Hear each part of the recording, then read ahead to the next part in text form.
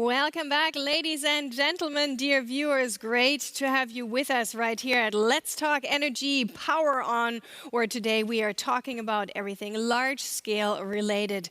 We are just about to start into our next session of the day. It is my pleasure to introduce to you our next session right now.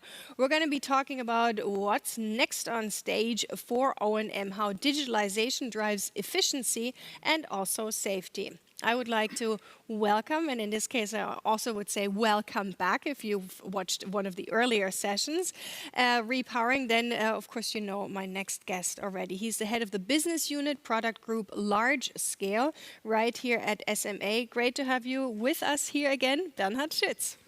Thanks, Kim, for the introduction, and thanks again to the audience that's accompanying us all over the world, hopefully you're enjoying the sessions. As Kim said, I'm heading the global large-scale service. That includes, of course, O&M. And a lot of people know SMA as a manufacturer of inverters. What we are also doing, we are now number 3 worldwide in operation and maintenance for your assets, and not just on our equipment, but on any other. And to go deeper into that, I brought another guest today, like before we had customers. Now we have the head of O&M Europe, Michael Blöchel here, and he's going to give some introduction and then some insight. Thank you very much, Bernhard. Nice to be here. A little bit nervous, but I'm okay to be here, and I'm looking forward for the session and what questions will coming up. You don't have to be nervous, even for the questions. The questions have been great so far. If there's a difficult question, I'm sure Bernhard can answer that too, right? Yeah, we can do that as a team. Okay, so Bernhard, I'll start with you. Can you tell us how do customers benefit from O&M? Yeah, the benefit customers have from O&M is definitely our experience. No? SMA is in the solar business since the beginning, over 38 years now. We are not just large scale. We started small, as a lot of companies in solar. We started with the famous Sunny Boy, the string, and Power On. Devices that were implemented in the 90s that are still running today. So a lot of experience there. If you look at the numbers, we have on large-scale central inverters, we have over 30 plus gigawatts installed in the world. 15 gigawatts just in North America, which is one of the main markets for O&M, also Europe. And commercial installation also now passing 15 gigawatts. And if you take our total sum installed, it's over 70 gigawatts in the world on devices that we produced. And of course, with that comes the experience of maintaining them and operating them in a better way. Comparison, that would be equal to about 55 to 60 nuclear power plants, what we have installed with our solar assets. No? So quite a wealth of experience, which we, of course, want to use to benefit the customers on this installation. We have a global service network, mentioned earlier. We are present in 130 countries, either with our own entities, with our own staff, or with service partners. They are fully trained, they have special tools, and they follow our quality listings now. Now, these are the major markets for O&M. We see North America, of course. Also, South America is coming up. In Chile, we are having several plants there, also competitor products. Europe is the oldest O&M market that we have now since 2005, Michael, if I'm correct. No? It goes back quite a while. And then, of course, brand hot at the moment is Australia. We are introducing into the market O&M services, and customers are quite interested to get the risk managed by us, and they just look the assets perform. So these are the major markets, as said before. We are basically around the world with O&M. So what do we do besides just maintaining the inverter? We also take care of all the other assets that getting cleaned, so array cleaning, landscaping, vegetation control, either manually or now robotics are coming up, these automatic lawnmowers. But one thing is overlooked, a lot of stuff like the pest control. It looks funny on the picture, but cable bites can be so nasty to repair, and it goes back to poor installation most of the time. You know? And it's a problem with customers. Customers want to save money on the investment, so they maybe go with the cheapest supplier. But then sometimes quality is not up to what we expect, and then you get effects like you have beehives in the inverters, or you have rats housing into the cable ducts and biting everything through, and that can be very difficult to trace those errors and repair them in later. No? So there is what we offer. So we have 3 different packages for customers based on their risk appetite. Again, now, if customers like to take more risk, we have a very preventative basic package that we offer. We have predictive maintenance package that we go proactive in there and repair parts before they fail, and then we have performance guarantees. As one of the few O&M providers worldwide, we can offer the performance, we can guarantee the performance of your asset. So all the risk is with us, and we can take off the risk that the customer has towards the grid. So whatever fails, it's up on our head to fix it. So a multitude of options there. Michael, let me get to you. Can you tell us and our viewers out there about one day in your life in the monitoring center? Take us there. What happens there? I mean, it's not so easy to explain it in 1 or 2 sentences, so I brought with me a small video which we might be watching now, and then maybe you're getting a better picture of what we're doing on a daily basis in our solar monitoring center. Let's take a look. Hello. Today I'm happy to present you the SMR Solar Monitoring Center in Ulm here in Germany. Here 18 staff taking care of PV parks and large-scale storage parks in Italy, Spain, France, UK and Germany. As well, we're monitoring PV parks in Turkey, Greece, Slovakia and even in Singapore. At first we would recheck if it's really a failure. Then we would open a case and we would try to fix the failure remotely. This case automatically creates an email, and in this email you get the case number, you get the timestamp when the failure happened, you get the failure description, and you get a detailed plan how we would like to solve this failure. Every region has its own challenges. For example, Italy and Spain have traditional weaker grids, so we see there a lot of grid failures. What we see also all over the world is a higher requirement for health and safety. Here, the worldwide SMR service organization helps us with his knowledge to fulfill the requirements of these demands. We are very experienced with PV parks and took on the first megawatt park in 2002. Since 2017, we're also monitoring large-scale storage parks. This brings a complete new topics. For example, a 24/7 coverage, which we are doing together with our colleagues in the US, where we have also a monitoring center. So large-scale storage parks are much more complexer than PV parks and also quite new for us. So there we see the biggest challenge at the moment. We want to make a bigger use of the opportunities which the digitalization brings, especially automated checking of failures which comes into the monitoring center, that we are not depending on the knowledge of the operator. And the second part, what we are seeing is we would like to develop a digital twin of the PV parks, that we have the history of all the components in these parks immediately available. This would help us to add more value for the customer and to have a quicker reaction time. Definitely we see from the customer that they would like to work together with a reliable and fast and quick operator.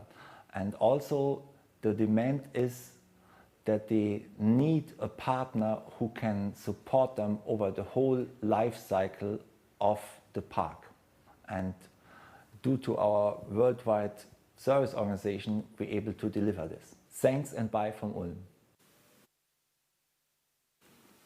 What a great video, Michael! Thank you so much. That was fantastic. Before I'm going to ask you about the daily operations, I would like to ask you, dear viewers, if you have questions that you would like to ask Michael or Bernhard later, please post them now. Just put them into our interactive area down there, and then we're going to be able to ask Michael and Bernhard these questions that are coming straight from you in regards to O&M a little bit later. So that was a fun video. It looks like you have a great time. I'd like to ask you about your most common daily actions. What are the actions that you face most commonly every day when you're dealing in the field of O&M? Most common is definitely we monitoring the park in real time, and so failure verification is the most common thing, and they are mostly isolation failure or communication failure. Okay. And since 2017, SMA also monitors large-scale storage systems. What are the main differences between PV plants on the one hand and large-scale storage systems on the other?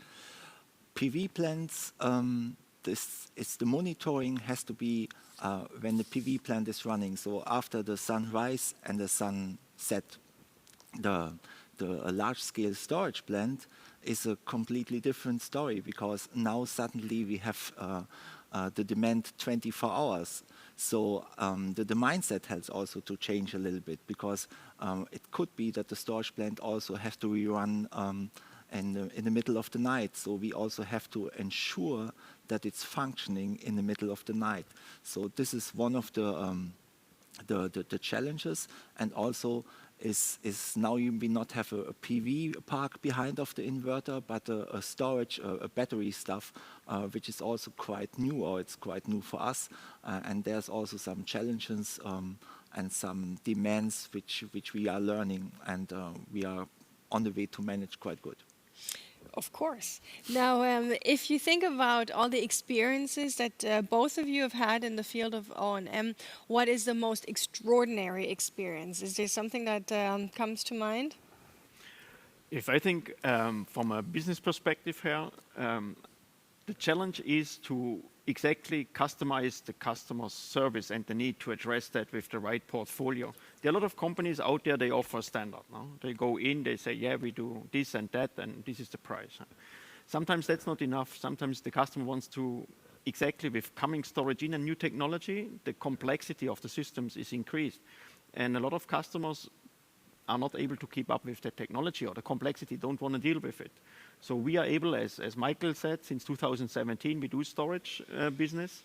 We can rely on that experience now and can deploy a maintenance contract and a service contract that fits exactly to this kind of needs. And the customer, as said earlier, we can guarantee the performance of that asset. So the customer can shift between taking part in the asset management or leaving it completely to us on the technical side, whatever risk appetite customers have. If I refer on the biggest challenge so far, I refer to our biggest win last year with our customer Terraform in the US, one of the bigger player in the market. We secured a 10-year O&M contract, biggest so far in SMA history, to take care of 1.3 gigawatt of his PV assets. And the challenging thing was the 16 months of negotiations, where you go through a 300-page document, you try to describe legally every situation that could come up in 10 years of operation. And you learn quite every day, and it's a different culture. So O&M, as Michael rightly said, needs to have a different mindset. And the more complexity comes in, we of course need to keep up with that speed of technology development and gain insights into monitoring, but also into now predictive maintenance, which would be one of the next steps. And do you think you have all possible events covered in that you wrote down in the 16 months of negotiations? No, after signing the contract is before negotiation. So you always continue, and you cannot describe 1,000 different situations in paper. Now, something comes up, then you have to sit together, and you have to deal with the situation and with the customer. And my approach to service, and I'm sure Michael confirms that, is like you're in a marriage. In good times and in bad times, you want to stick together. And if the customer cannot operate the plant successfully and we cannot support him on that, we both not going to have any good business. Mm. So our interest really is having a really fair risk sharing, and also take up our part of the deal, but continue to optimize. And I think that is something a lot of companies these days are undervaluing. The value of expertise you bring to the table, that you can look at an asset year after year and can propose improvements, not just doing the maintenance, but going with proposals to the customer. If you do this, you gain that. Are you in for it? And that's, for us, is a fair understanding of what service should be. Michael, what about you? What's your most extraordinary event or experience in the world of O&M? I mean, I could tell probably 100 technical details, but I not want to go so much in a technical thing. What I think was quite, or is quite funny from a thing, is we have a small PV park in Germany where we got from the authorities the order we have to maintain and to develop the the population of the hamster on site, because there's a common hamster is there, which is on the red list, and we grow wheat there to maintain, or to increase the population. Okay, but what is the population? How many of those hamsters need to be jumping around there? We had some external guy who was counting before, and he counts now every 4 or 5 years and count the amount of hamster. And unfortunately, I have to say, it might be that we also increase the population of the foxes. Oh, okay. So that okay. Let's not go into that into detail. But if I can ask you, we saw the slide before, and we saw a little mouse eating the cable. So when is it pest control, and when is it It's not? both is pest control. Yeah, only here the authorities are demanded from us that we are doing something for the environment, and I think this is also something nice in my job, that we are, yes, we ensure the electricity and the energy and the invest of the customer, but we're also doing something for the environment. We're also doing something, something good. So it's nice. Which goes very well together with the overall philosophy of SMA to be a sustainable company in and out, and not just for the pure product. So tell us, Bernhard, why should customers prefer O&M from SMA? Okay, if I would be in sales, I would have a list of such arguments for that. But I think we heard it before, and I can just again repeat it. SMA is one of the companies that's longest in business. We are not in and out like some competitors, a few years in, a few years out if the margin don't fit. It's our core business, solar, and we're going to stick with it. We are developing into storage. We are developing into also grid management. So there's a lot of new development coming in. And with our expertise, with the 500 R&D engineers that we can bring to the table, with our history and our global service network that we have, I think few companies in the market can bring that to the table, to the customer. As we have heard before in the earlier session with repowering, we are thinking now of 20, 30, 40 years of using your asset. Now, I think a few companies, if you look to competitors, after 10 years they say, oh, sorry, you're in classic mode or you're obsolete, so you have to buy a new one. We are not of that philosophy. So I think it is really important to think long-term in O&M, not short-term investment of CapEx, but more on the OpEx side.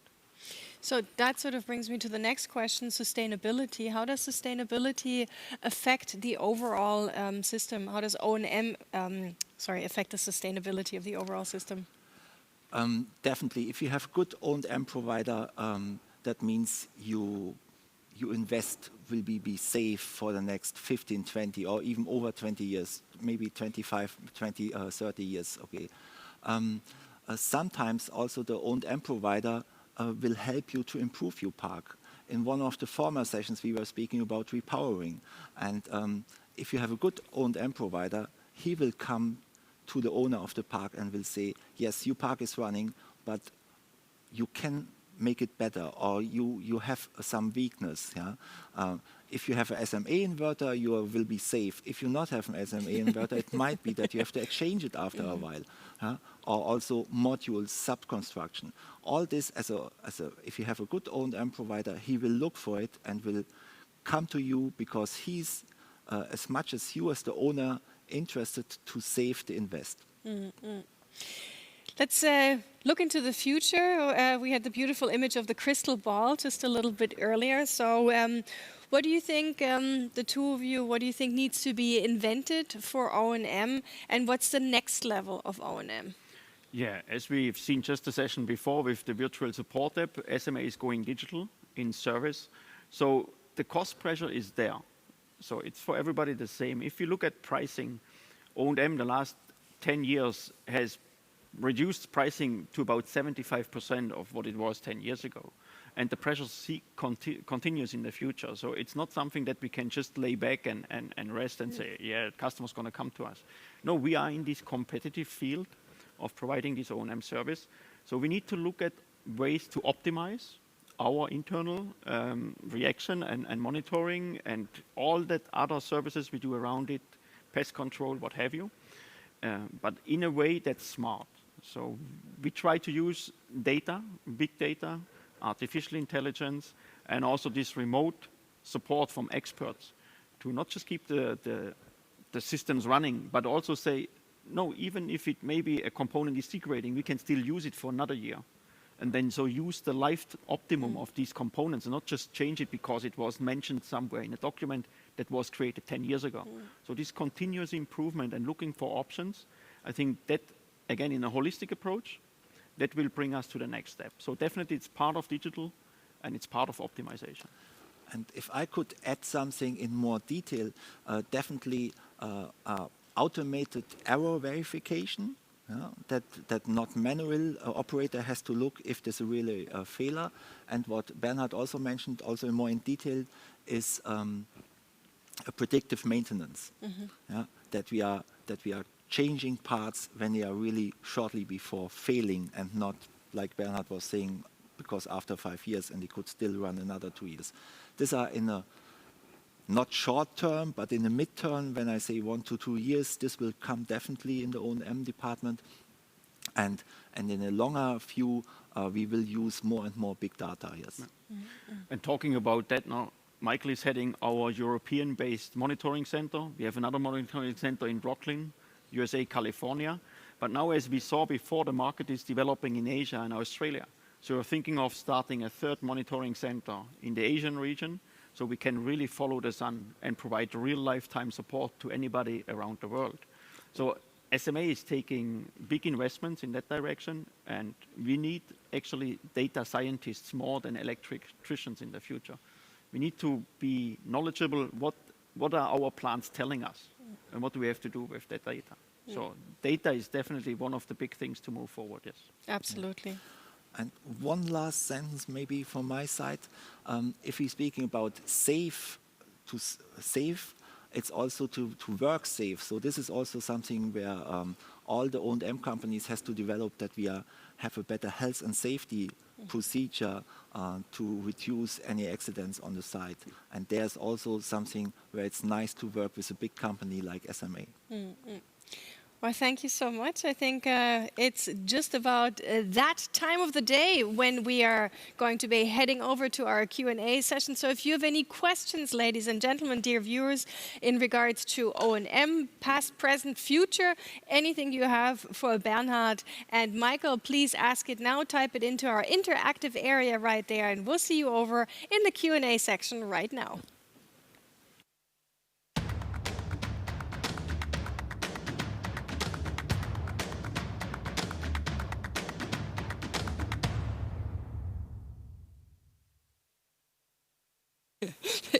We're sort of running over here and then standing here. We've been standing here for a while.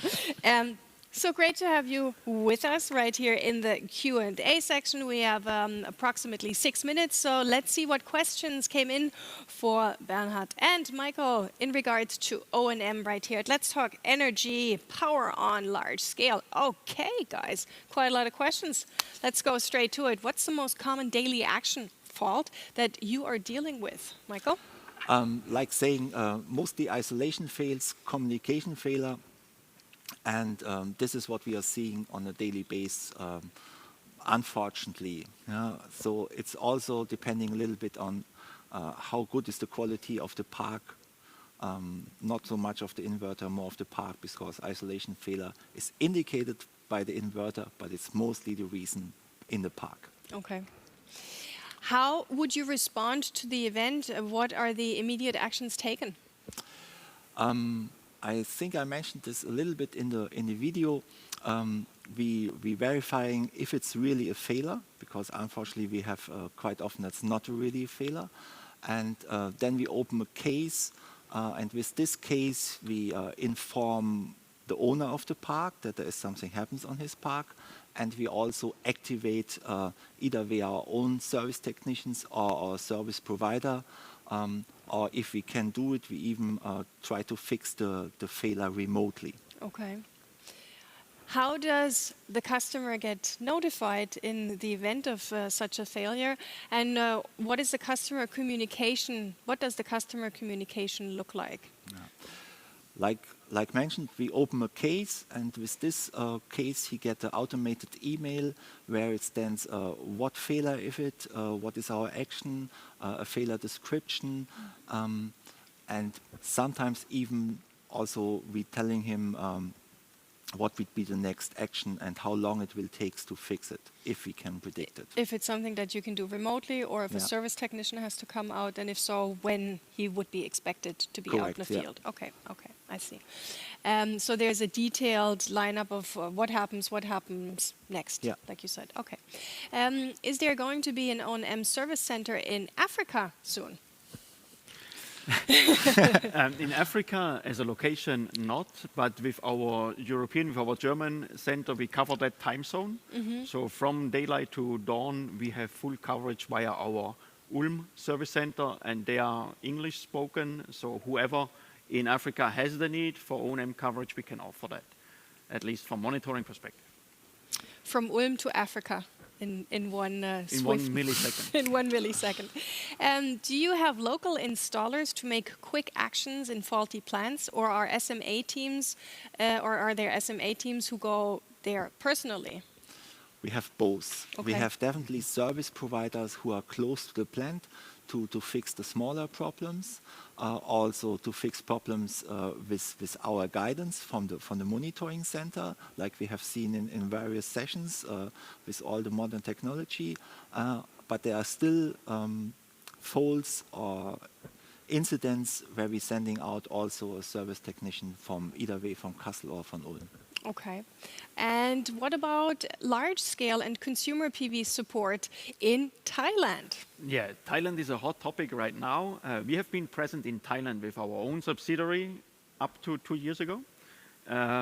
But to local market condition, we moved out of the country and have now a service provider locally. So moving back in for O&M, we are thinking about that opportunity as soon as customers are committed to give us a certain quantity. It's difficult to move in just for 2 megawatt power plant. But if we are talking a large scale and a long-term commitment of a customer, we are thinking of moving back in with our own crew. That is correct. Okay. Do you make O&M for plants with competitor inverters like Inge team? Inge team or Power Electronics? Will you answer? We can answer commonly. Together? Yes. We do everything. We do this. We have actually plants with Inge team in Chile, South America. But any technology that we know on the market, we can service. And did you want to add anything to that? No, you. No, because it's easy to answer. Yes, we do this. Yes. And in which countries in the EU do you make O&M? Yeah. Surely in Germany, in the UK, in Spain, in Italy, in the Netherlands, in Belgium, in Denmark. Did I forget something? No, there we're doing actually O&M. We're preparing to go to Ireland. And we have done also O&M in the past in Slovakia. And in the Czech Republic as well. So we're covering nearly every European country. And if there are a project where customers from us want to go, we will support them as well. Okay, so all you need to do is send an email, and Michael's going to get straight on it to offer that support. And with that, ladies and gentlemen, we are at the end of this session. Also, thank you so much to Bernhard. Thank you so much to Michael. So please stay tuned right here on Let's Talk Energy Power on Large Scale. See you then.